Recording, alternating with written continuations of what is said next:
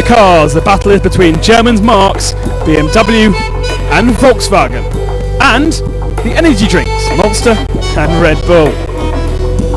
With the route tougher than ever, energy is what will definitely be needed. Carlos Sainz comes here with the number 300, signalling his victory in 2010 edition of the rally. It came 3 years after his first win for VW in the Transiberico, and since that point El Matador has firmly established himself as a number one driver for the German marque, his latest victory being on the Silkway Rally. And while he's not worried about the other marques, it's his teammates who he worries about. The car is good, very similar to the last 3 years. Only really the cooling system has changed a little, and there's also a little change with the engine, but basics of the car are the same. In only his first Dakar rally for VW, Nasser Al-Attiyah was the man to push Sainz last year, sometimes quite literally. 1 year ago, the atmosphere was hot in the VV team at the end. How is it today with Carlos? Maybe more hotter now. But okay, we are friends, no problems, but everybody accept the challenge, and I am here to win, and also Carlos here to win again, and but I think we have a good advantage because really we have a good speed. Giniel de Villiers is the most experienced of the VW quartet. In 17 rallies, he's been on the podium 11 times. But since his Dakar win in the first South American trip, his results have been hard to come by. For the South African, the Touareg 3 is the best yet. It's a very different attitude for American Mark Miller, as VW's Mr. Consistent. The plan is full attack from day one. There's no chance to relax, I think. We just have to completely go flat out from the beginning, and then we'll see what happens. Stefan Pederhansel has 9 Dakar wins to his name, 3 in the cars from Mitsubishi, but driving for Monster BMW is a very different challenge for the Frenchman. Yes, he has the speed, and the car is proven in the FIA Cross Country Cup, but not on a Dakar.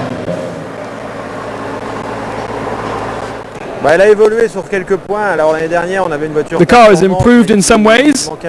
Last year we had a car, but it was not reliable, so we work on the reliability. We did 10,000 kilometers of testing, and after we found some weak points in the braking, for example, so we improved it, and I think in terms of performance we'll be better, and reliability, and so I hope we can have the tools to fight for victory. Stefan shares the X-Raid team with 4 other cars, but in a separate team from X-Raid, local man Orly Terranova hopes to win stages in his X3. One of the 7 X-Raid cars is a new Monster Mini. Based on the Countryman and totally separate from the WRC effort, the car shares much of its technology from the X3. Gerlan Shishiri has been chosen to test the car for his development experience, but also his youthful good looks.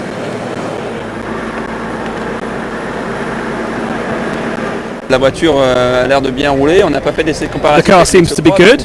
We haven't done a comparison test to the X3, but the car is well constructed. We don't really know the speed comparison, and of course we don't know if we're the same level as the blue cars. So therefore the first 2 stages will be very important for us to indicate where we are.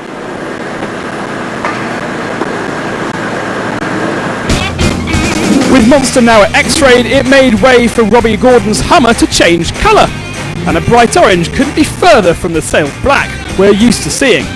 Much has changed on the car too.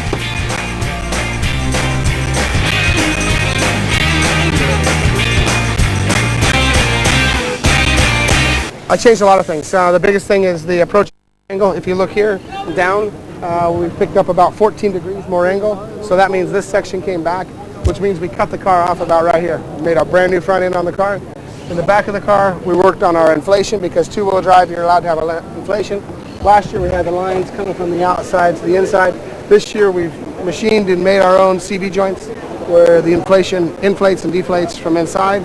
As far as the details inside the car, we've just made it a little more user-friendly.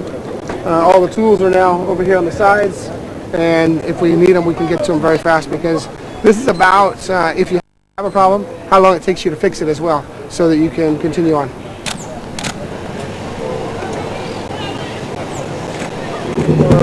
Only 1 month ago, the winner of stage 1 of last year's rally was without a drive. But Nani Roma has now got a Nissan Overdrive that came to the rescue. Don't expect him to be challenged at the top level as he was last year, but he's circumspect. Pero contento de estar aquí.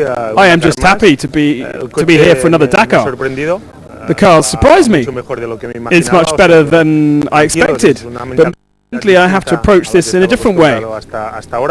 I am happy to be with Nissan Overdrive. They're professional, and I now know the mechanics from before, so I'm very happy. The lead buggy will once again be the SMG Gash machine in the hands of Matthias Karl. And in the Team 2, the ever-faithful Toyota Land Cruiser team have entered one Mitsuhashi to defend his 2010 title and to win the Eco Challenge. The car, powered by vegetable oil. His French teammate is no longer with the team after ignoring team orders last year.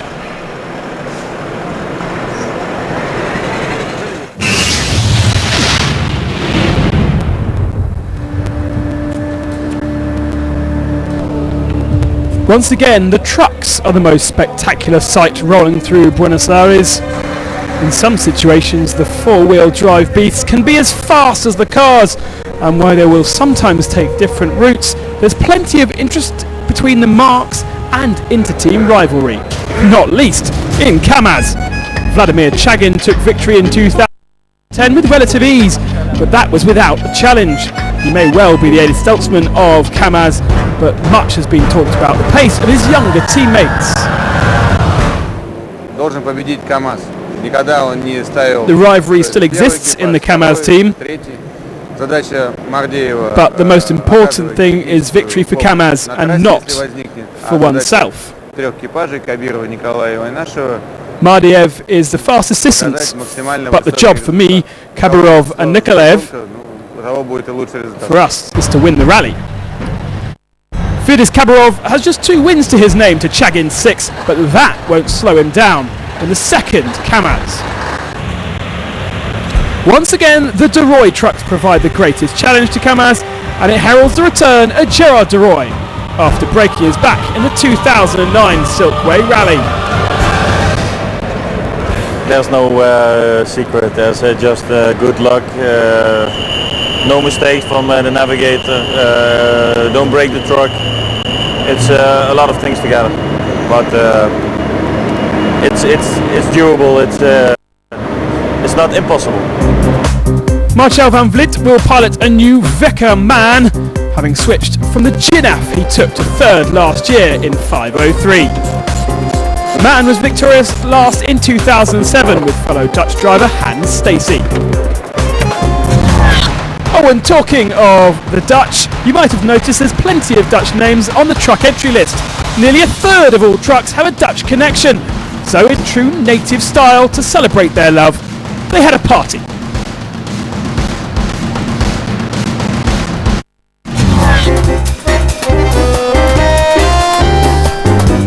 Once again, Alex Loprez returns with his yellow Tatra. He has yet to finish a South American Dakar, and so the pressure is seriously mounting, especially as Uncle Carol was a 5-time winner. For the first time, it's to, how can I say, to finish the race. That's the most important thing, that's the priority. And the second thing is to make some good result, but we will see. It will be the tough rally for sure.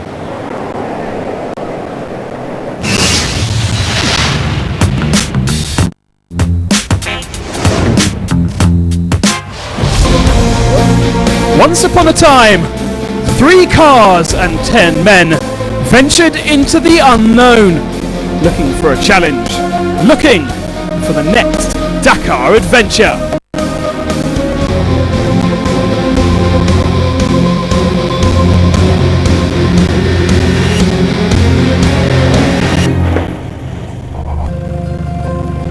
planning the route for each Dakar is a mammoth task and begins in April with maps and Google Earth.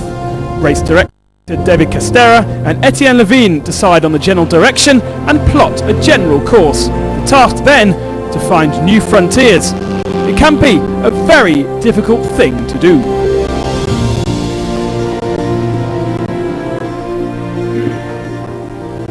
Le problème c'est qu'en voiture on peut pas faire le roadbook donc the problem is that we cannot follow the roadbook with the car, so now we have to take the bike. We put the GPS to record the track on the bike and we'll enter into the stage in a very tricky place where only bikers will go. It's a magnificent stone canyon, a pure pleasure ride for 40 kilometres. Much of the early rally will have separate routes for the bikers, and here, on the second trip to the section, Castero finds the best path with guidance from above.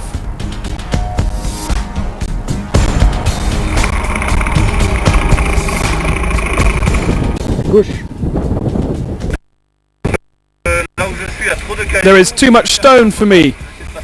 I need to find a new way onto the ridge. Etienne says the other side there is more sand. You can go the other way towards the sun. And that's exactly what Castera does.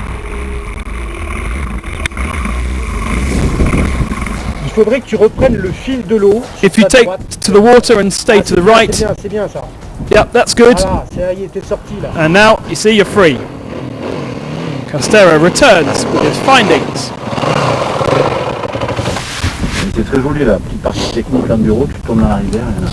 It's a very beautiful, very technical, like an enduro track. If you go to the river, there's no problems.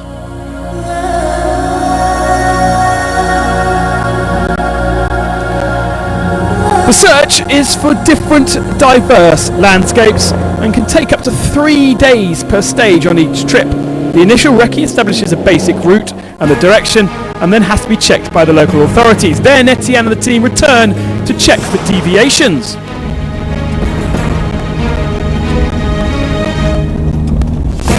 After 2 months en route, the team must drive it once more at approximately 80 kilometers per hour to check for surprises in the road, things that only can be felt and not seen. Sometimes in the bumps, other times in the sand, like water. It can bring up some very nasty surprises.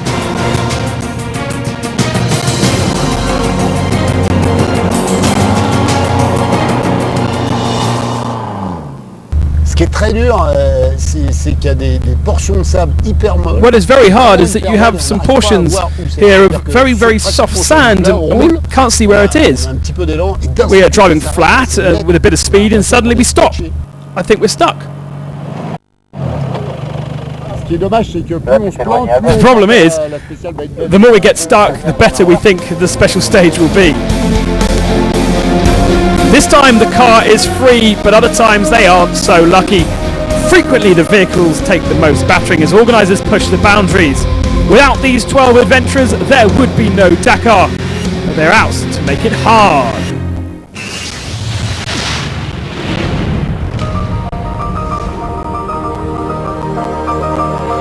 Tomorrow is the start of the rally proper, the first chance to see who has the speed to win Dakar 2011. 222 kilometres of special run along the edge of the Sierra de Cordoba. The route will be soily and lined with fans. So we'll see you tomorrow.